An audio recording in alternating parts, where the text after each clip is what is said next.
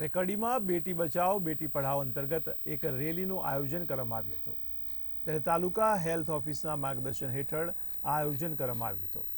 ત્યારે કડીમાં આવેલા વિડજ પ્રાથમિક શાળા તથા નાની કડીમાં આવેલા Rajiben Gandalal Patel general nursing school ખાતે આ રેલીનું આયોજન કરવામાં આવ્યું હતું, જેમાં મહિલાઓમાં જાગૃતિ વિષયક માર્ગદર્શન આપવામાં આવ્યું, જેમાં મોટી સંખ્યામાં સ્કૂલ તથા કોલેજની બહેનો ઉપસ્થિત રહી હતી।